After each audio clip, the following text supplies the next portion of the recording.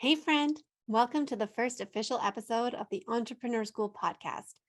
This is the one where I lay it all out on the line so you can get to know me. Since we're friends now, I hope I have your permission to be super vulnerable and honest with you. So let's imagine we're sitting down for a cup of coffee at a local coffee shop, or better yet, a glass of wine on my living room couch.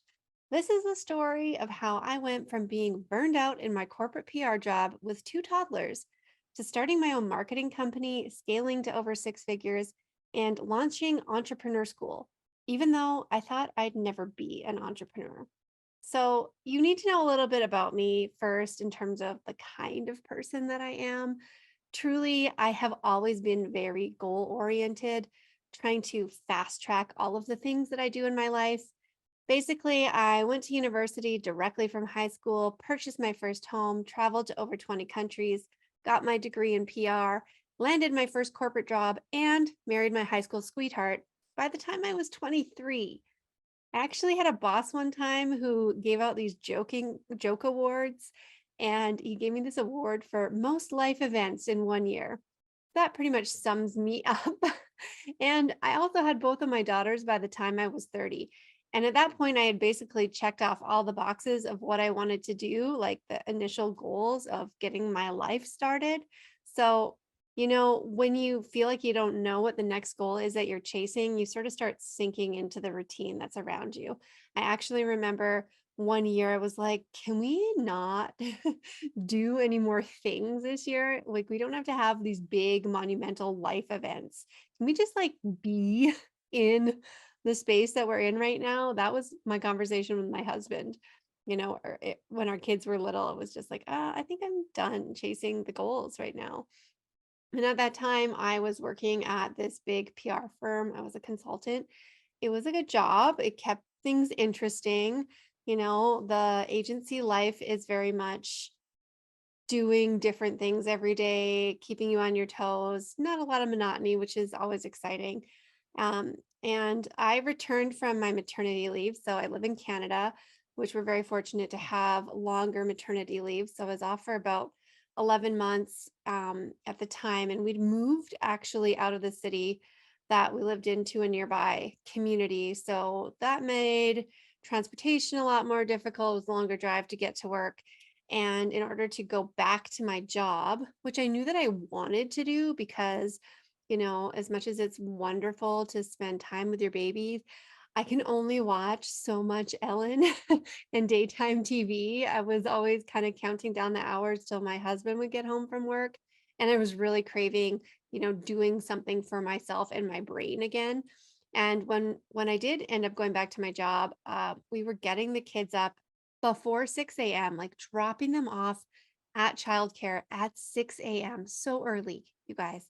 And I am not a morning person, and neither are my children. So it really was a slog. And we would be driving down the highway. My husband was always driving, and I would have this thermos full of coffee so that I could refill my coffee before I even got to my office, just so that I would be some kind of a human by the time I arrived there at 7 a.m. And I remember this one day, we were in a team meeting and I got a phone call from my dad. And I just had this feeling like I know that I have to step out and take this call. And so I'm standing in the hallway and my dad tells me, Mom is in an ambulance on the way to the hospital because she had a seizure. And that was the moment that I realized that honestly, like this shit's real. I knew she had health problems, she had cancer, and it had spread into her brain. But that was a wake up call on the reality of where her health really was. And it started putting so many things into perspective because I'm having this conversation about, you know, pipelines in the boardroom, and my mom is having this health issue that we don't know what it's going to happen next or how much time that we would still have with her. And my girls were 1 and 3 at the time, like so little. way too little.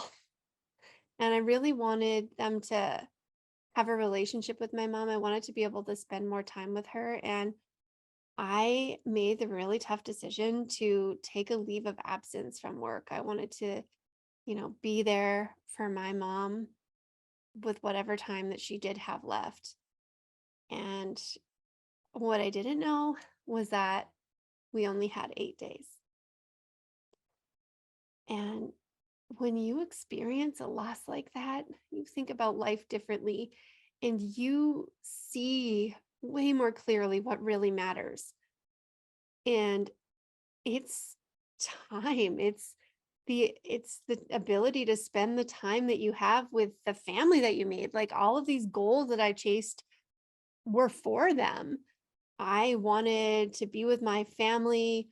I wanted to have the time freedom to spend with them, not like what I was doing, which was dragging them out of bed so early, basically picking them up when they're starving, trying to make some form of dinner and then putting them to bed. And like rinse and repeat doing that cycle every single day. It was exhausting, but I didn't even see it until my mom passed away. I left my job and I had some space to like reflect on what I actually wanted to do next. And in that process, what became very clear was what I didn't want. And sometimes that's a really important thing to understand and be clear about so that you can put some boundaries around where you want to go next. And I didn't want to have to ask permission to leave work to be at a kid activity or to call in and take a day off of work when a kid gets sick, which when they're in daycare and school is all the freaking time. And I didn't want to be stuck in a schedule that actually didn't work for my life and the kind of mom that I wanted to be. So I actually remember the exact moment that I went from thinking about starting a business to deciding to start a business. And there was this networking event coming up in our community, and I was like, okay, this is it. So I get online and I make myself some business cards. I had them rush printed and sent to my house. And I went down to this event and I started handing out cards like, here we are, I am in business. And that was basically my very first messy action, which is something that I will talk about a ton on this podcast and anywhere else that you might see my content because, just doing things sometimes without too much thinking and overthinking and procrastination is really what can help us learn a lot faster. So, originally, the business that I had on the business cards was KS Communications, and it was structured like a consulting firm because that's the model that I understood. I knew how to bill hourly for my time and help other small businesses market themselves and get visibility for their brands. So I'll be honest, I did not know that I would end up where I am today when I first started this business. And if you had told me that I would be running my own podcast, creating digital courses, training entrepreneurs, coaching on brand strategy, winning national marketing awards for brand development and marketing campaigns, I would have laughed at you. It's funny how we don't see the potential when we're in the moment. But that's really the adventure of entrepreneurship. And what I've learned is that there are so many different ways that you can move through this journey. There's different marketing strategies, different business models, and different habits to help you navigate it all. And success, which I'm just going to define as your ability to keep doing it and keep growing and evolving, really comes from learning the strategies that are going to help you navigate your life as an entrepreneur. In 2022, I was 5 years into my business and I rebranded my company for the third time. So it just didn't fit what I was doing anymore and it didn't work for how I wanted to expand. And that's really when Entrepreneur School was born. And my mission has always been the same, which is to work with small business owners to make their passion a success. And I wanted to create a space for learning and education, but also to have conversations about what it actually means to be an entrepreneur, especially when you are also raising a family, because this is different. And there are plenty of resources out there to help you show you how to grow your business And I have actually spent tens of thousands of dollars on courses to learn how to do it. But I had this epiphany recently, and that's that it's damn near impossible to follow someone else's step by step process when it doesn't consider the incredibly important dynamic that you are also a parent. You're building a business while carrying the mental load of meal planning, birthday party prep, kids' sports schedules, and play dates. So it really shouldn't be surprising when all of the advice being shared by other experts just doesn't work for you. A friend of mine in business recently said there is absolutely no way I would ever take business advice from someone without kids. And I don't know why that was such an eye opening statement for me. Maybe it's just my own resistance and that I'm like resisting the terms like mompreneur or mom boss. I just want to be equally seen as serious as a CEO. Like we don't have to define any of this by our parent status or our gender or any of that. But the truth is, all of the experiences that I have had navigating life as an entrepreneur and a mom have been about trying to like fit myself into this box and realizing that it wasn't working. And that's why I created Entrepreneur School. It's what our podcast and our community is going to focus on. And as well as sharing all of those like life stories and experiences of entrepreneurship, motherhood, parenting, I'm also going to talk about what works and doesn't work when it comes to building your brand and marketing your business. I mean, ultimately, I do have a background in communications.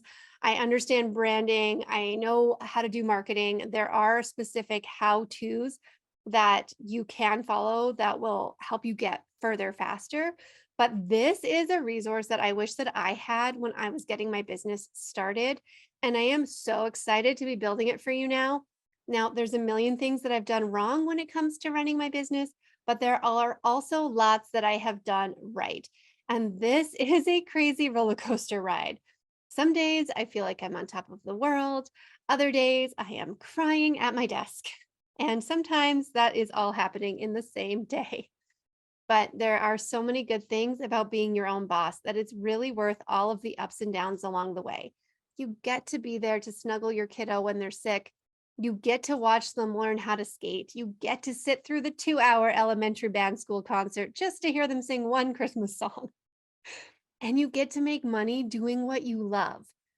This is the journey that you signed up for. And if you tune in to learn the strategies and hear the stories and feel really like you're not alone in this because you're not, you're going to get there. And I'm so excited to have you here. I'm looking forward to getting to know you as we walk through this journey of entrepreneurship together.